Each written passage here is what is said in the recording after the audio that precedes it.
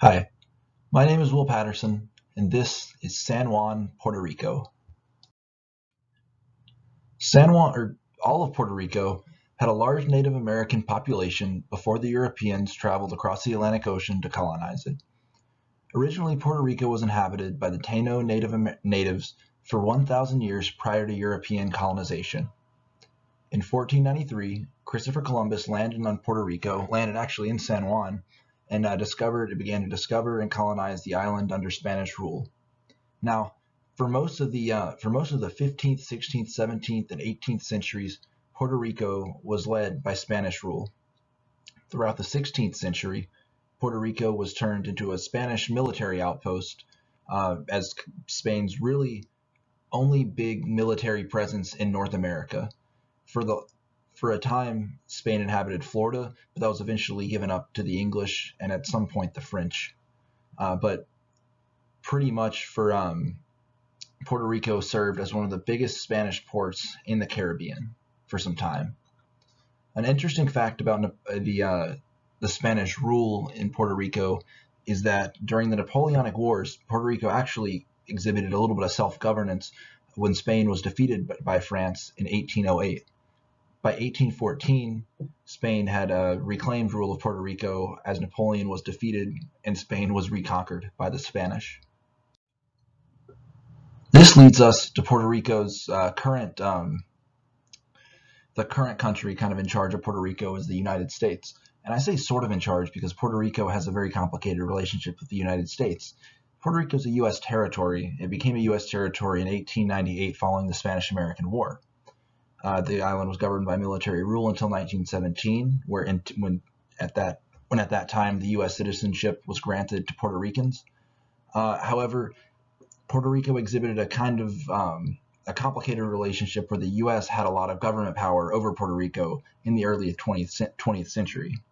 In 1952, the island was able to become a commonwealth where they were allowed to establish some self-governance on their island, and that was the start of Puerto Rico as kind of a slightly separate entity from the U.S. despite being a U.S. territory, where they were able to have a little bit of their own government. They were allowed to elect their own governors, senators, representatives, and also interact with other countries around the world as their own kind of entity, although they still remained a U.S. territory. So in 1952, Puerto Rico wrote its own constitution describing itself as a freely associated state. This gave Puerto Rico the right to elect some of their own government officials and exhibit some forms of self-rule that they previously were not able to under the U.S. rule as a U.S. territory. Now, I say as a U.S. territory, Puerto Rico still technically is a U.S. territory, but also is a commonwealth where they can, again, exhibit some forms of self-governance. The head of the government is the governor. That's the head of the executive branch of Puerto Rico, elected by direct vote every 4 years. And similarly to the U.S., Puerto Rico has a Senate and House of Representatives voted on by the people and voted throughout with representatives and senators like the U.S. Voted throughout the different regions of Puerto Rico. So Puerto Rico recognizes English and Spanish as official languages, but the country is largely Spanish speaking, as only 25% of the country speaks fluent English. Most of the country, again, speaks Spanish as a primary language. Around 2/3 of the country is Catholic, and Puerto Rico's economy used to be based on agriculture, but as time has gone on, has a larger focus in manufacturing, tourism, and business services. The country has a large focus on business services due to the fact that many citizens live in an urban environment rather than a rural environment now. So that would make sense why there was kind of a shift from agriculture to more urban economical activities, again, such as business services and manufacturing, and now tourism. So this individual assignment is on San Juan, Puerto Rico, which is the capital and largest city on the island of Puerto Rico. So in my research, I've seen multiple accounts of San Juan, being one of which said that it was the oldest European founded city in the New World, one of which said it was the third or fourth oldest city founded in the New World.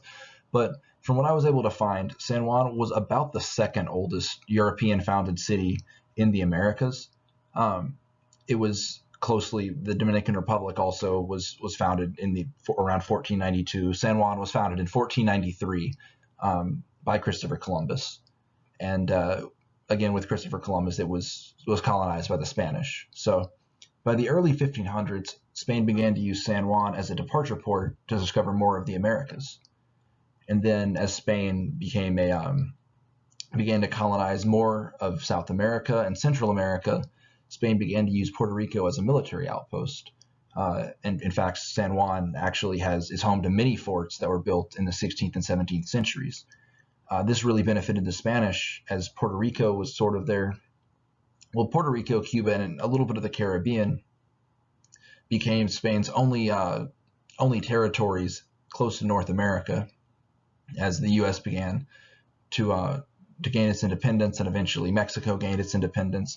Their last hold in North America and surrounding areas was in Puerto Rico and the rest of the Caribbean. San Juan is the capital and largest city in Puerto Rico. In fact, the central government of Puerto Rico is situated in San Juan. The economy of the city is the city is the economic center of Puerto Rico. It's the manufacturing, metropolitan, and tourism center of the island, and it serves as the largest seaport on Puerto Rico and most important in terms of the commerce that's brought through the city. The metro area of San Juan has a population of around 2.3 million, making it a pretty large city. Over the past few years, there are a number of challenges that have arisen that are currently facing San Juan and Puerto Rico as a whole. Two of the biggest challenges for San Juan over the past few years have been Hurricanes Maria and Hurricane Irma and the COVID pandemic. Hurricane Maria hit Puerto Rico in 2017, and the island is still recovering from its effects. Hurricane Irma also hit in 2017. Now, Hurricane Maria and Irma particularly devastated Puerto Rico's infrastructure. Puerto Rico has a centralized power grid when the hurricanes knocked out power to much of the island. The country was without power for one of the longest. The country experienced, I believe, the longest blackout in U.S. history for any U.S. territory or state, and it took years to recover the power back to areas that had been hit the hardest. Because of the centralized power system, once the power was knocked out towards the center of the island, especially around San Juan and other larger cities that were generating a lot of the power was not able to get out to other parts of the island, and it became very apparent that was a major infrastructure issue in Puerto Rico before the hurricane hit. And looking forward, the infrastructure and power grid are going to be one of the most important challenges that San Juan faces moving forward. Now, like a lot of other areas in the world, COVID has hit the economy particularly hard.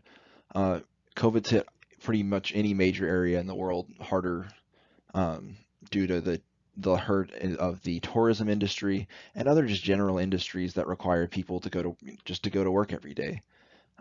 And San Juan, being a major city on the eastern seaboard, has been hit incredibly hard economically by COVID. Now, it's taken a few years, but San Juan and Puerto Rico have really been recovering from Maria and Irma. In fact, in 2019, I believe Puerto Rico's economy had gotten up to the levels that it was at, had finally recovered to the levels that it was at before the hurricanes originally hit. So the island is making tremendous progress from the hurricanes, but they're certainly devastating and certainly highlight issues that, like with the power grid and infrastructure, that need to be improved in the future so that future hurricanes don't devastate the island quite as much. All right. Thank you so much for your time.